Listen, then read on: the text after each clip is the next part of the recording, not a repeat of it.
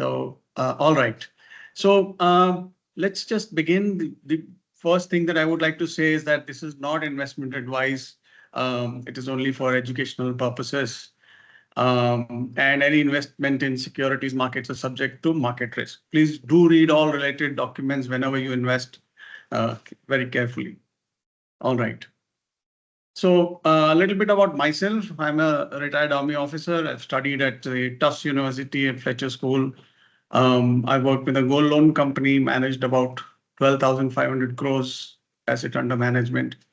Worked in a global bank in procurement and corporate services analyst. Now I'm a SEBI registered investment advisor, one of less than 950 now 1,000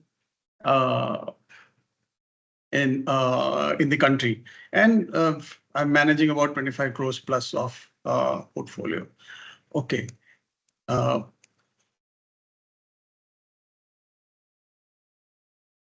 And let me just go to. All right.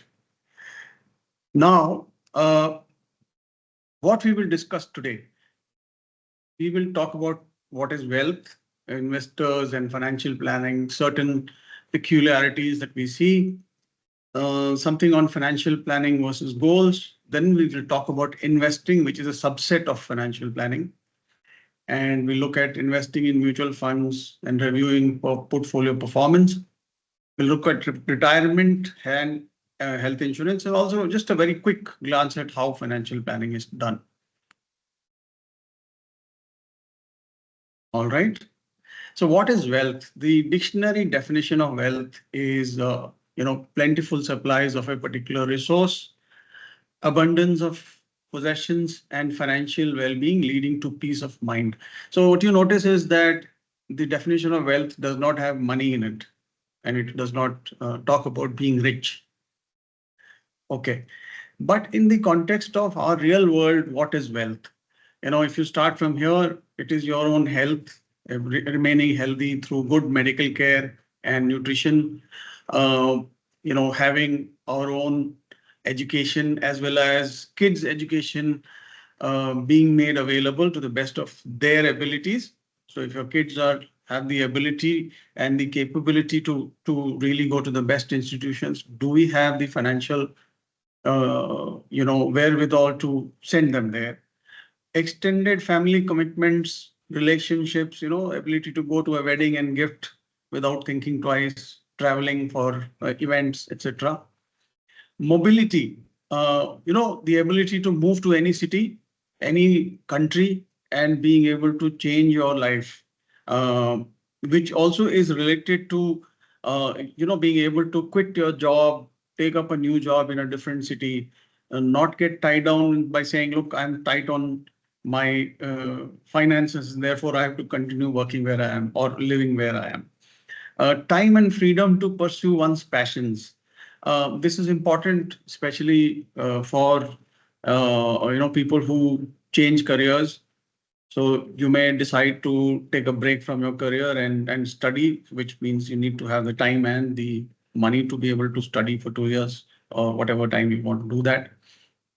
And unforeseen events are, job loss or medical emergency or the death of somebody who earns an income in the family, being able to manage this. And after doing all of these things, being able to go through your life, with enough income and with peace of mind. So therefore, I come back to this word here, peace of mind. Wealth and peace of mind go together. And money is just one tool that can help you achieve wealth. Okay, I'm going to stop sharing now and just check up if everything is okay. All right.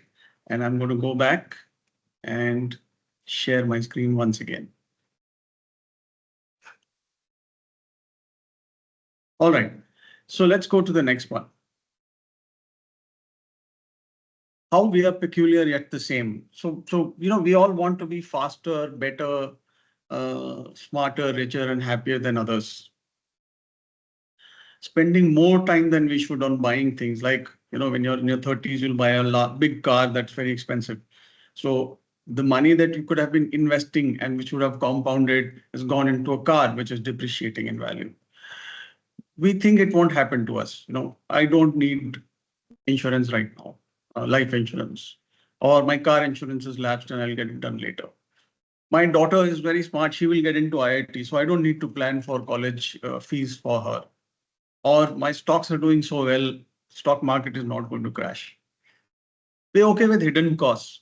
We are okay paying higher product prices on instant delivery platforms because they say there is no delivery fee, but they increase the the price of the product in the app.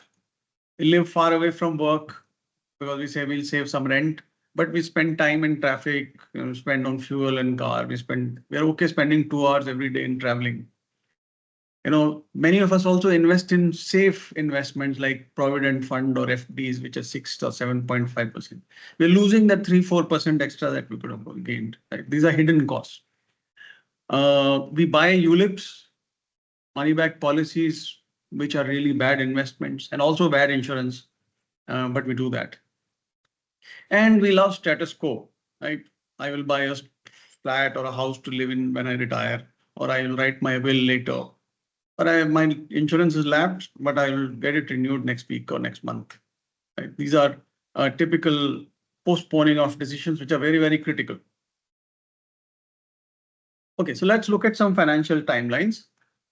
And I've looked at this period from 40 till about 65 because this is the time when most of our financial commitments come to play.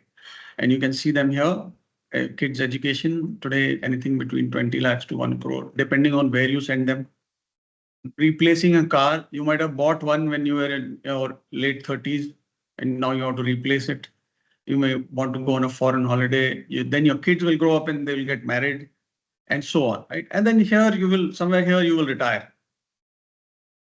So how do we look at this? And I'm going to skip this one because this is more for armed forces people, but suffice to say here that people who come out early from the armed forces as premature retirement, PMR, they will come out, they will get a lower pension for the first 15 years because they commute and take it in bulk, but they will get salary from their corporate employers. Right? And thereafter, after 15 years, they will get their full pension and then the salary will stop somewhere when they are 50 or 60 years old. Those who retire from government service, typically around 55 or 60, they'll retire. Then there's a lower pension and then there is a full pension. Now, in the corporate sector, there is no pension. And therefore, it's important to understand how this pension is going to be managed. Therefore, also important to plan for building that fund which will give you monthly income once you have stopped working. Let's look at insurance. You see, again, in the government, when you till the time you're serving, there is something like, in the army, there is Army Group Insurance Fund. But once you come out, you are dependent on either employer term insurance, which lasts only as long as you work with that employer. And the day you resign or you're laid off, that insurance is gone. Therefore, you need to have your own term insurance at all times, because you don't know when you'll get laid off or you may resign or something may happen. So this insurance part is also very, very important. I'm not talking about health insurance here because that is understood that, we have to have health insurance throughout in some form or the other. So people like me who were in the army, we have for life, we have health insurance cover. Therefore, it doesn't really figure out there. But for everyone else, must understand that as your age increases, your health insurance premiums will start increasing very fast. And if you have some sort of an ailment or disease, then you might even not get health insurance. Therefore, important to have adequate cover. Let's look at a 30-year-old and how financial planning works, right? So financial planning is the analysis of a current situation and looking at the financial goals to understand how you can get to those goals using certain strategies. What could they be? Let's look at what all a 30-year-old would have. On the left side, you see, is income, right? Typical income over 20 lakhs, maybe or more. Savings about 6 lakhs annually. Then you have assets and then you have liabilities. Right? Now, liabilities are not bad because if you're using liabilities to build assets, it's great. If you're using liabilities to spend, that's not so great, right? So these are typical financial assets that people have. One odd flat for a 30-year-old who's also repaying the loan on that, and then car loan and so on. And where do you use it? So the first one is your income and saving. So where do you invest? That's part of financial planning. Then there are some short-term goals, right? Or some things which are not really essential. Replace car in 5 years, it will cost about 15 lakhs. They may have some long-term goals that are non-negotiable, like children's college in about 13 years time. You're 43, 45 years old, 20 lakh today. If you have two children, is 20 plus 20, 40 lakh today. PG, it's about 30 lakhs today if you go for an MBA to IIMs or wherever. Children's weddings, and I'm being very conservative when I say 20 lakhs. Nowadays, more people spend something like 30 lakhs to 50 lakhs or wherever. Retirement corpus in 30 years. And I'm going to talk about this in a slide going down. For loans, we are looking at financial planning. We're looking at what is the best way to repay loans over time. And so it may be that you have this loan of housing loan or a car loan of 5 lakhs and you get a bonus of 3 lakhs or 10 lakhs. Should I repay some of these loans or should I just invest that money? This is an important aspect of financial planning. And then we look at life insurance cover and health insurance cover, right? For a 30-year-old, typically this kind of a cover should work. And what does life insurance cover depend on? That's something that I will show you going forward. Financial planning is not, that I have invested so many lakhs with so and so person and it is giving me, or he's promised me 20% returns or 30%. That is not a financial plan. It is all of this, right? It is understanding all of this. Okay. Now let's go to see what a 50-year-old, would be looking at in a financial plan. So your income is a little higher, savings are a little higher. You have these financial assets that are more. Housing loans will be larger because if you take a house, flat, which is what 1.5 crores or 2 crores, then this is the typical loan that you have, right? And where to invest remains. These remain. Now children's PG, college, and all has become closer, right? It is 2 years, 6 years, 8 years. It's closer. Therefore, you have less time to actually invest and save for these goals. And you want to find the best way to repay loans and just close it off if possible. Life insurance cover is higher because your standard of living, your quality of life has improved and the expectation of your family has also increased. And health insurance also, you're older, so you need a higher health insurance cover. Let's look at a 60-year-old who's just retired or about to retire, right?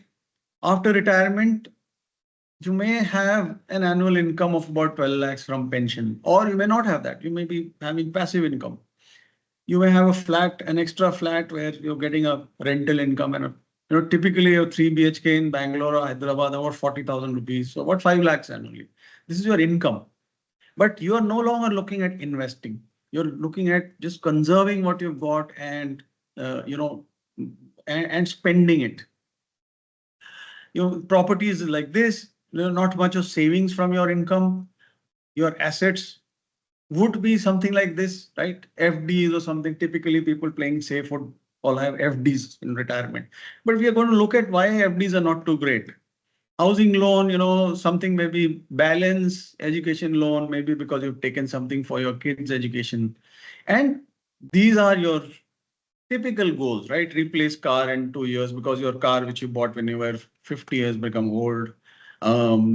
PG, children's wedding, retirement corpus. How do you close your loans if once you retired and you don't have a regular income, you must try and close the loans.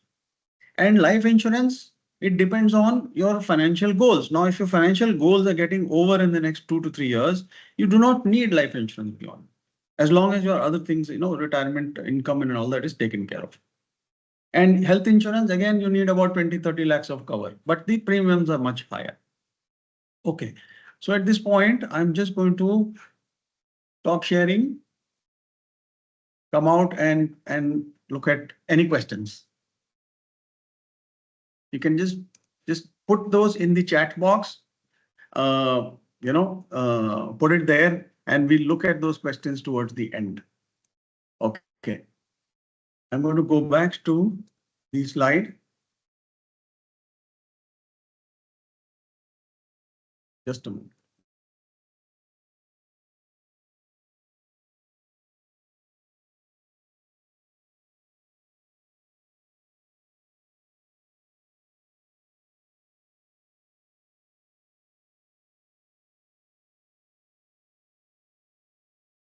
Okay. Sometimes it gets a little complicated. Sorry about that.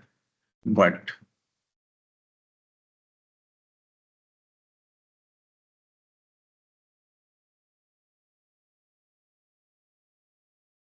okay, coming back to this. So, you make financial plans and you say, okay, I figured out what I want to do in the next 3 years, 5 years, 10 years. I've understood where to invest. Everything's done. But then in reality, it changes. And I will give you some examples.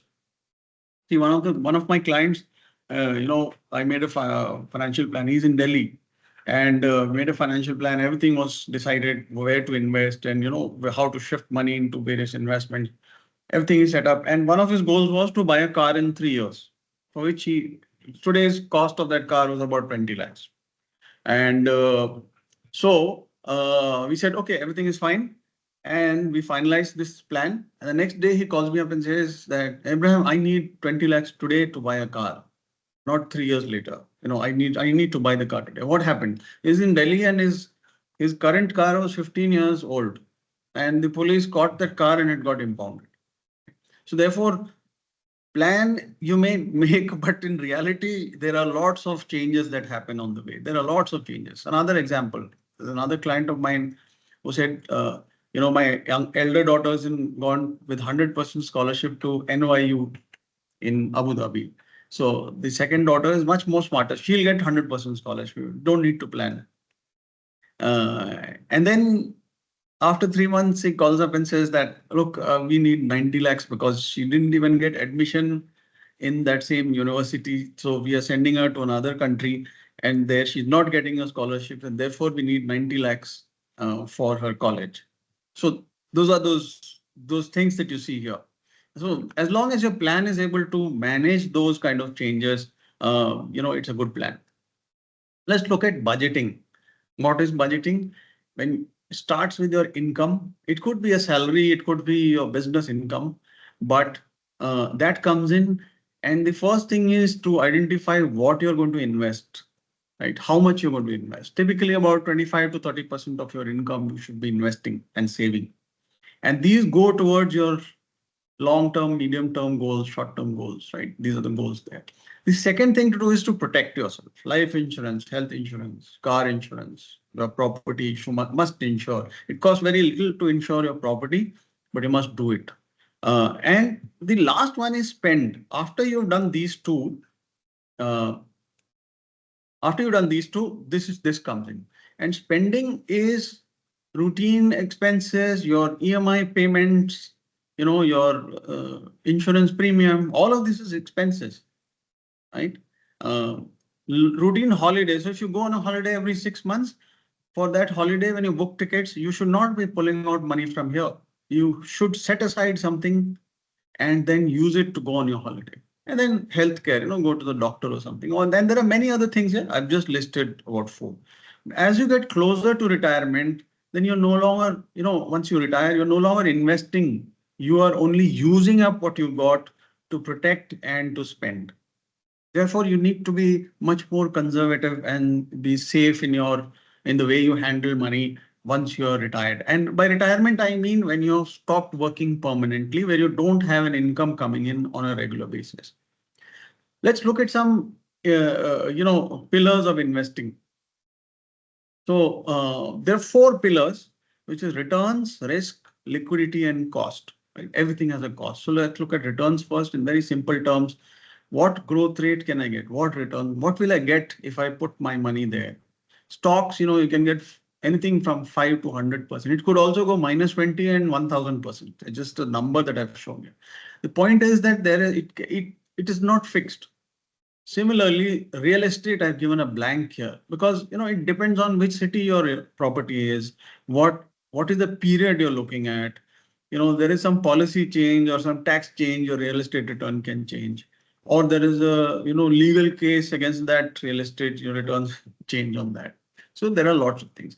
Debt and FDs will generally give you steady returns. So for those who don't understand what is debt or FDs, it's basically a loan, and therefore the person who's taken the loan has to return it along with interest, and that interest portion is the return on the risk. Risk is what is the uncertainty in my returns. Whether I will get 10% every year or will I get 20% one year and minus 5% next year, right? What if, if you're investing in gold, what if the gold prices drop? That's a risk. Or, somebody takes a very risky step and says, I will invest in my friend's business. I don't understand what he does, but I trust my friend. So I'm putting 20 lakhs there. And that business, closes down. That's a risk. Your capital is gone. Liquidity. How easily can I buy or sell an asset? Or how easily can I pull out money from there? So friend's business, you put in money and you said, यार मेरे को कल पैसे चाहिए, नहीं मिल पाया. So therefore low liquidity there. But if you invested in mutual funds or stocks, tomorrow the market is open, you sell, within 24 hours you'll get your money. Therefore, simple products, lots of buyers and sellers. There is a lot of information available to you, right? You know that TCS stock should cost 3,600 rupees. Everybody knows it. But your property in Hyderabad or in Bangalore, you may think it costs it. You should get 80 lakhs. But another person may think it should fetch only 70 lakhs. Right? So therefore, there are lots of things involved in liquidity. So when you look at an asset, you must understand what its liquidity is. In terms of your investment. What is the cost of an asset, right? Gold, that has a cost, even if it is jewelry. You have to store it safely. You have to pay locker charges. Stocks, you have to pay transaction fees. When you have mutual funds, there are two types, regular and direct mutual funds. And I'll talk about the detail, but regular mutual funds has a commission element. Therefore, it has an expense ratio that is higher than a direct mutual fund. And we will see how investing in direct mutual funds gives you much better growth over the long term. Real estate, capital gains on all of these. So that's a tax and that is a cost. Therefore, when you look at any asset for investing, you have to look at all these four things and then define whether that is a good investment or not. Let's look at an example, real estate, right? So let's say you buy a flat for 2 crores. You've taken a 1.5 crore loan of 20 years, which means about 1.3 lakhs EMI per month. That's an EMI is equated monthly installment. Then you give it out on rent, 50K per month or 6 lakhs annually. This is a 3% return, very, very low. But the value of the property also increases. Let's say it increases by 7 to 8% annually. Right? So therefore, the total increase return is about 10 or 11% on real estate. And then you sell it at an increased value and therefore you make capital gains, right? Therefore, for a real estate as an asset, you're looking at medium returns, about 11% annually.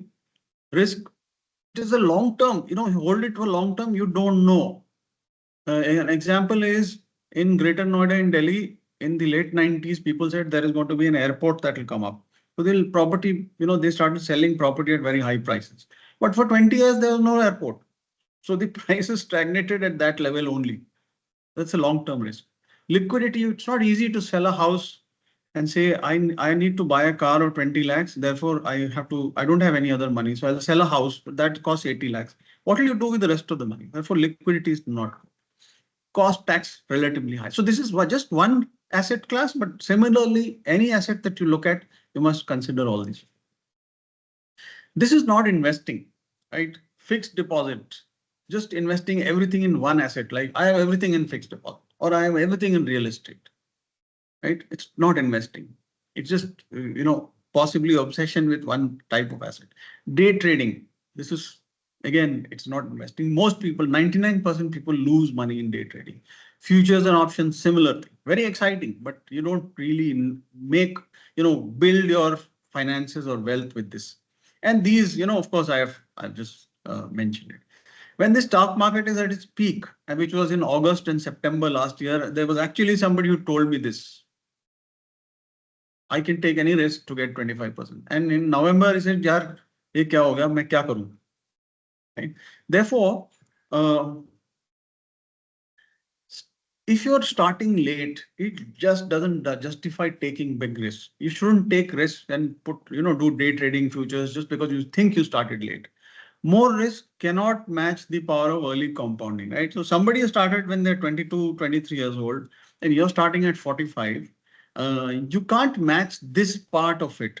You can only invest in a logical and a very well-planned manner. But it's never too late to invest systematically, right? That's the point that the typical portfolios, the financial portfolios look like this. There may be mutual funds, stocks, FDs, provident fund, cash, gold. And what you see in brackets are what feature they provide to your portfolio, right? So FDs provide safety, gold provides protection from inflation. And then mutual funds, you have different types: equity, debt, and hybrid. And within equity, there are large cap, mid cap, small cap, etc.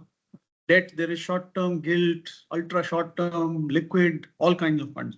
And then there is a mix of equity and debt, which is hybrid. What does hybrid do? If you have 50-50 mix of equity and debt, equity is stocks and debt is the bonds and loans, etc. You have that. The fund manager will always keep the ratio at 50-50, right? So if the equity goes up, he will sell that extra part of equity and put it into debt, therefore rebalancing it.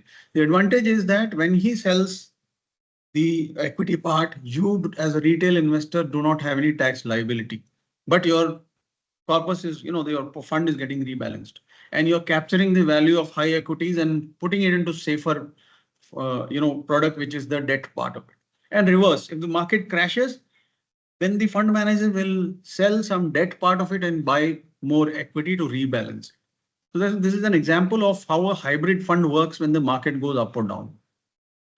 Then you have non-financial assets, real estate, gold, commercial real estate, business. And you see gold at both places because this is the gold jewelry which we all have at home, and this is the digital gold that you may buy or invest in. ULIPs and money back policies don't fit in, any portfolio because they're neither insurance nor investment. And you may wonder why these products are sold so much. This is because ULIPs and money back policies have really high commissions. The agents in the first year get anything from 35 to 65% commission on the premium. That means if your premium is 1 lakh rupees, in the first year, they will get 35,000 rupees as commission. And that's why the agents will always try to sell these policies. They will not sell, mutual funds or, other things. They will not do that. So let's look at a comparison of some assets. If you're investing 100 lakh, that's 1 crore. After 5 years and after tax, what happens to an FD? FD typically about 7% return, right?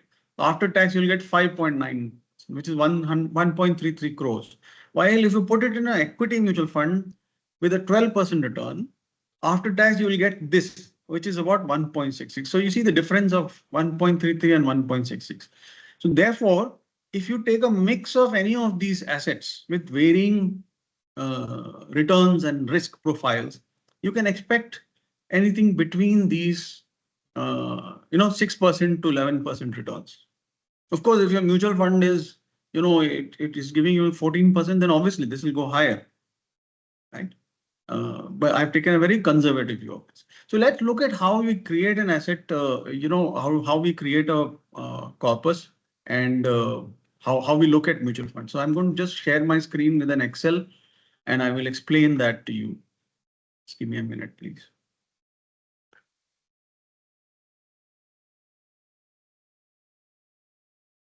Okay.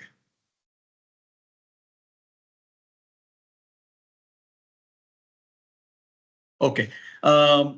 Let me know if you can see the Excel and I will zoom it a little bit, maybe or maybe not.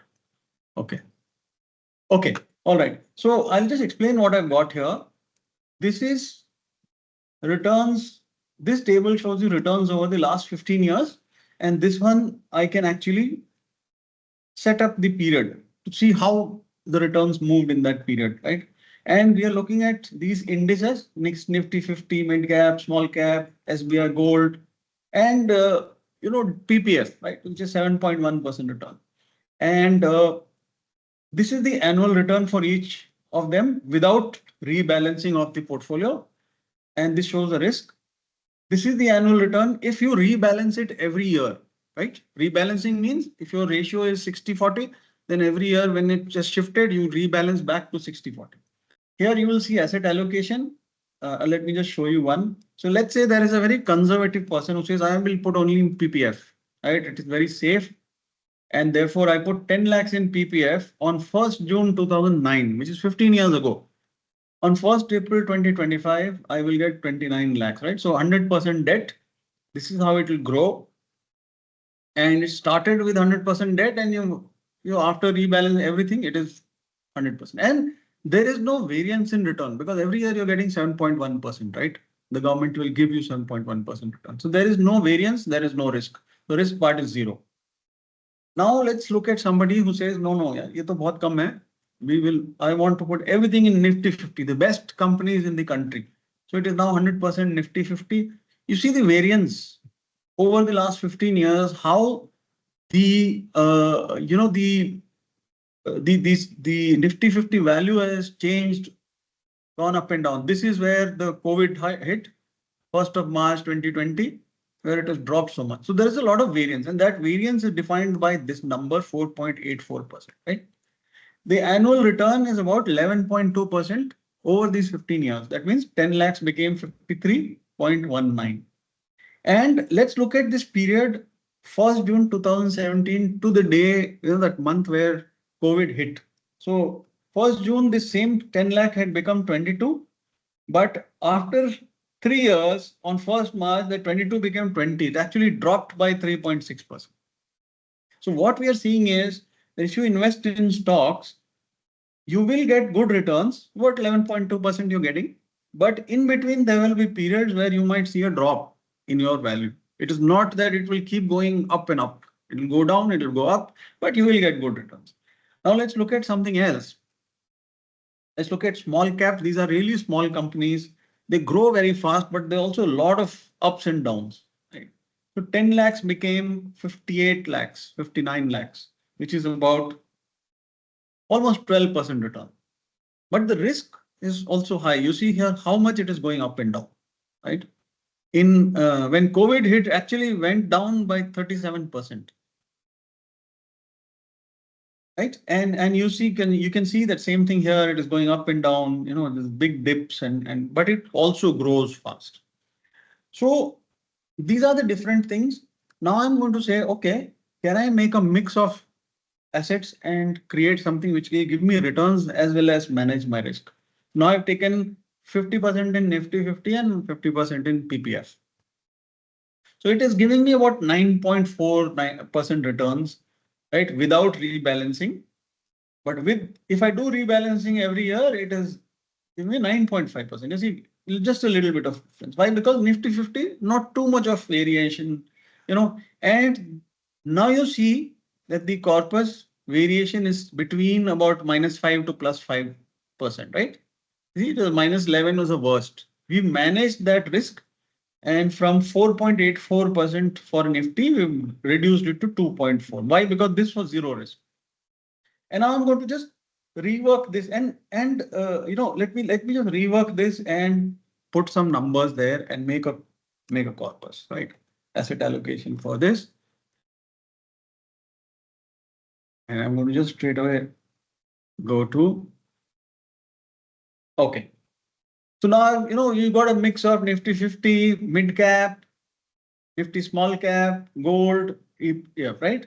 So what you see is a very nice asset allocation, which has about, about 70% in equity and the rest in gold and debt, is giving me about 11% return. If I rebalance it every year, then I'm getting almost 12% return. The variance is there, right? But the risk is managed, how it is very low. When you do rebalancing, it is very, very low. And you can see it here. We started with about 35% in Nifty 50. It remained there. We adjusted, right? 20 became 26 in mid cap, but then we rebalanced and adjusted it. And that by rebalancing, we are managing the risk.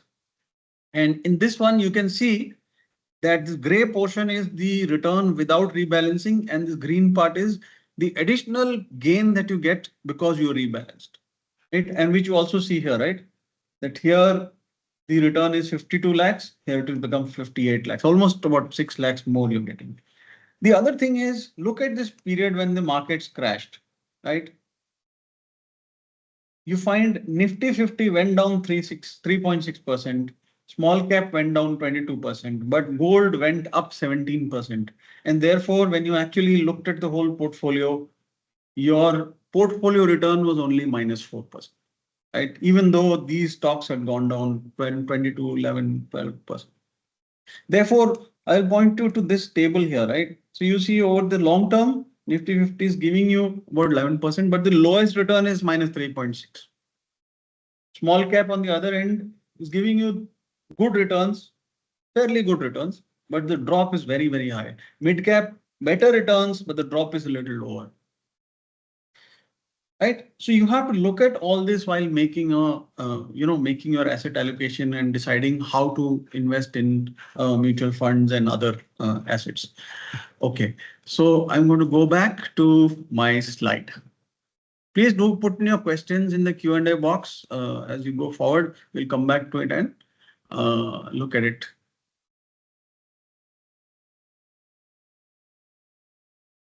Okay, so we've done this. Let's go forward. So how do you invest? If you invested 30,000 rupees per month over 25 years in PPF, you'll get 2.3 crores. That's a good number. But if you had invested that same 30,000 rupees in mutual fund giving you 11%, it should have gone to 4. See the difference, it's almost double. And 11% is very conservative equity returns that I'm looking at, right? So this is the difference. Therefore, I am not saying put everything here. What I'm saying is if you have a nice combination of the different types of assets, you would be able to get much better returns and yet manage the risk. So let's look at how we invest in mutual funds by goals, right? And these goals are, I'll explain the first one here. Let's say I have a goal of buying a car in 2 years' time, right? 2 years' time. And therefore, because it is a short-term goal, I should put 100% in debt, right? I'll put it in a short-term debt fund, which gives me 6% returns after tax. And today that car costs 15 lakhs. So after 2 years, that same car will cost about 17 lakhs because of inflation. Typical car, value inflates by about 6.5%, 7%. So I will need 17 lakhs. So how much do I need to invest in this debt fund today? I need to invest 15 lakhs today. Right. Now let's go to the other extreme. And I say, I will retire and I will stop working in 20 years, right? I'm 40 years today. And when I'm 60 years old, I will stop working. So I need a pension after that. That pension should be about, 1 lakh a month. Okay. So where should I invest? In equity funds, flexi cap, index, gold, combination, which gives me about 12 to 14% returns, right? 12% is also great. I need a corpus of 6.93 crore rupees when on the day that I retire, right? And to get that corpus, I need to start saving 62,000 per month in these funds only for my pension. And in between, see, you have these medium term, like son, let's say I'm 45 years old and my son has to go to college in the next 6 years, right? So 6 years, and what the expense of the college today is about 25 lakhs. That means after 6 years, it will be about 37 lakhs because of inflation.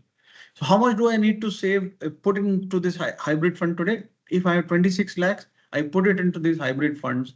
In 6 years, it should grow to about 36, 37 lakhs. At this rate. And this is how we look at goals and then plan and decide where we are going to invest. It is not that, put everything here because it gives you the best returns. That's not how it works. Because then you're not managing the risk part of it. A word about direct and regular mutual funds. So as I mentioned earlier, regular mutual funds have a commission element. So the sales people in mutual funds get that commission, which could be anything from, about 1 to 0.81%, depending on what kind of a fund it is. Here I've given an example of Parag Parikh Flexi Cap Fund. This is the direct version of it, right? And this is the regular version of it. So if you invest 1 crore 5 years ago, right? And on 3rd of March, as on 3rd of March, the return was 24.61% for direct and 23.5 for regular. I mean, there is a difference of 1% in growth also. Why? Because this is the part that goes as commission or the expense. So the expense ratio, you see the difference here. And therefore, after 5 years, the value is 3 crores and 2.87 crores. The difference is 13 lakhs, right? So just because you're invested in direct funds, you're getting 13 lakhs lesser. You can see that here on the chart. What is that 13 lakhs additional, gain which you get by investing in direct mutual fund? That is like a car. You can 13 lakhs today, you can buy a fairly decent car. And if you do it over 10 years, and I'm being even more conservative, I'm not saying in 10 years that you keep getting 25%, 24. I'm saying even if you get 12 or 11.75, that's a 35 lakhs additional. So this money should be with you in your corpus, not with the mutual fund distributor, right? Therefore, what do? You must invest in direct mutual fund. That is the lesson. How do you measure portfolio performance? It depends. It does not depend on which stocks you have bought and when you bought and sold. It depends on what your asset allocation is. We've seen that in the Excel sheet, and depending on how we buy equity, debt, and all of that, your returns and risk gets managed. Risk tolerance. How much risk can you take? And I will show you a typical risk assessment that we do for I do it for my clients. And you can see here, it's a little small, but let me see if I can, yeah. So your risk is not only about what you feel that, अरे मैं तो बहुत risk ले सकता हूँ. No. It depends on a lot of things, what your financial goals are, right? Yeah. What your financial goals are, how many dependents you've got. If you're more dependents, you can take less risk. What kind of returns do you expect? If you expect more returns, you should be able to take more risk. Otherwise, you can't. Do you have many loans? Because if you have loans, you have to repay them every month. Therefore, you can't take risk with your money, right? And so on. So there are lots of factors, and based on all of that, you come to a risk score. Here in this case, this person has a balanced risk score, comfortable with medium to high risk, aims for a mix of growth and income, and based on that, this should be the asset allocation. And this is what we will use to try and set up this person's, investment corpus. Okay. And how do you measure performance? These are some things that you can use to measure performance. This is how you look at your investment. It is not that, my friend is saying he got 30% return. I'm getting only 11%. So mine is bad. No, that's not how you measure it. How you measure it is these are some of those things. And here you see, this is important, right? If your stock market has gone down, it doesn't mean your portfolio is doing bad. You see, benchmark is at minus 1.6 and you're doing 2.8 is fantastic. You're doing much better than the benchmark and the other things. It is not, that you should time the market, when to buy and sell. It doesn't have an effect. It has a much lower effect on performance. What matters is this. Let's look at retirement corpus. People who don't have a pension. I'm very lucky. I've served in the army, so I have a pension. I don't have to worry about this. But most people do not have it. So therefore, if you need a 1 lakh per month pension in today's value, from your age of 60 with till 85, and if today you're 30 years old, you need to save 9.3 crores by the time you turn 60 by investing 30,000 per month into this corpus and never ever touching it for anything else. But if you're not done it when you're 30 and you're now 40 years old, you need a corpus of 5.4. You'll say, ye to kam ho gaya. That is because from 40 to 60 or 20 years, it is closer. Your retirement is closer than for this person, right? But you need to have 60,000 per month invested every month without touching it in the next 20 years. Just keep investing. That's the way to get to this corpus, which will give you a pension which is equivalent of 1 lakh per month today. At that point, it might be 3.4 lakhs per month. Okay. Let's look at life insurance and just read this situation A 40-year-old, 12-year-old son, he took a 7-year home loan of 50 lakhs. His son has to complete college. So 12 years means another about 5 years, he'll be 17 and then he'll go to college. So this is where it shows here, right? And your home loan is ending somewhere here when before you turn 50. We purchased a 10-year term insurance policy. It covers all these, but it also took a critical illness rider and accident rider. Now, what is a critical illness rider? Let's say you are, you are diagnosed with cancer. The moment you're diagnosed with cancer, you'll get that 50 lakhs. It is not meant for your treatment of your hospital. In that, for that you'll have health insurance. This is just so that because you can't work for the next 6 months or 1 year until your intense treatment gets over. Therefore, the critical illness rider will take care of that because you'll stop working, your company will stop paying salary. Similarly, this is for accident, right? So insurance, term insurance, there is an entity that is insured. The risk is the life, income stream, and beneficiary are the dependents, who's a non-earning member, and this is the payout, right? You must remember these things about life insurance. Don't take life insurance for a person who does not have dependents or does not have income, right? Because insurance is meant to take care of that income. It is not for some emotional support to someone. It is not meant to make your dependents rich. If your children are grown up and your wife or your husband can take care of himself or herself, your insurance can stop at that point. It is not meant to be taken till you're 80 years old. You may have, people say when I'm 75 years old, something happens to me, my children will get 3 crores. But if you're 75 years old, it is likely that your children are 50 years old. Do they need that money? Do you need to keep paying that premium till you're 75 years old? So that is the thing. And never pay premiums in advance. There are policies which say that, pay the first 5 years and then after 20 years, your cover is there. If on the 6th year something happens to you, you have already paid premium for the next 15 years. Why? Because insurance is supposed to only cover till that date, right? And you will get the money. So why have you paid the 15 years in premium in advance? It doesn't make sense. Therefore, never pay premiums in advance.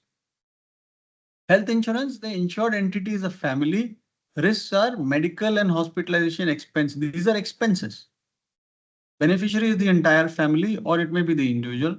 And there is a cover, which is actual expenses, but limited by term policy. So here I'll just skip this, but you must understand, ECHS, I see nobody from the armed forces here. But hospital bills, if you get a bill of 10 lakhs, it doesn't mean the insurance will pay 10 lakhs. There will be clauses within that policy will say expendables are not payable, or there is a room rent limit of 5,000 rupees. Now you went to a hospital where the room rent was 6,000. So therefore the difference you will have to pay. So therefore you have to be careful when you take a health insurance policy. It should not have these limits. Or if they are there, you must be conscious that yes, there is a 5,000 room limit. Therefore, I must go to a hospital that has a limit, room rent below that. But who's going to keep track of this? Therefore, be careful when you're taking health insurance policy. The other thing is health insurance premium is reset every year. So in 1 year, somebody's raised the hand, Sudhakar. So kindly put your question in the Q&A box and I'll come back to it. So, as you grow older, you get let's say you're diagnosed with a disease, immediately next year, the premium will increase by a big amount, right? And then it will remain high, or they may even, if it's a very serious condition, they may even stop the cover. So these are real life things with life insurance. Therefore, it's also good to have some sort of a corpus that takes care of your health, at least the gap in the health insurance. How does a financial plan work? Let's look at this. This is the timeline and this is the money. So, somebody started with about 50 lakhs here.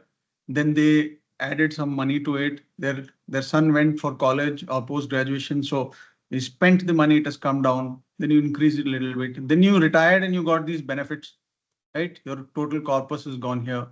Then your son got married, so you spent. Then you think you are in pension mode, therefore increase is very, very little because here you are actually first 5 years, you're actually spending more money. And thereafter your expenses reduce, therefore your your retirement corpus grows slowly and it comes at some point, it is a large, right? So this is a very high level view of how a financial plan and retirement work. And I think this should be just one more slide. So typical process, you do a risk assessment, then you understand income, expenses, etc., identify goals. Then we look at asset allocation, suggest insurance cover, make a financial plan and checklist, and then you do a periodic review. Every year you do a review of the financial plan. And this is how this whole process works. Okay. So what choices will you take for your family? And this is important thing, right? You can, at one extreme is you can do DIY investing. You understand, learn everything and do it. Some people say it's too early, too late. So do you want to fulfill your needs, wants and commitments? Not. Rely only on safe investments. You get about 7 to 8%. It's an annual loss of 3 to 4% at least. Regular mutual fund, this is the commission element. So therefore, it is lower than a direct mutual fund. Stock tips from social media, never do it because you lose all your money. That's 100% certain. Insurance and investment mixing. You see, these money back and ULIPs have a return rate of about 4 to 5% that the agent will never tell you. They will tell you you will get 50 lakhs after 15 years. It will sound very good. 50 lakhs after 15 years is equivalent to about 17, 18 lakhs today, or maybe 20 lakhs today. So therefore, and tax consultant, see, now it is tax season. So tax consultant will say, sir, aapka tax bachana hai, isme dal do, bahut acha hai. And he is also an agent. So therefore, you'll point you to that. And the last one is people like me. We do advice which is unbiased because we don't get commission on any of these. But there is a fixed fee which is about 0.5, 0.6% of the financial corpus that you have.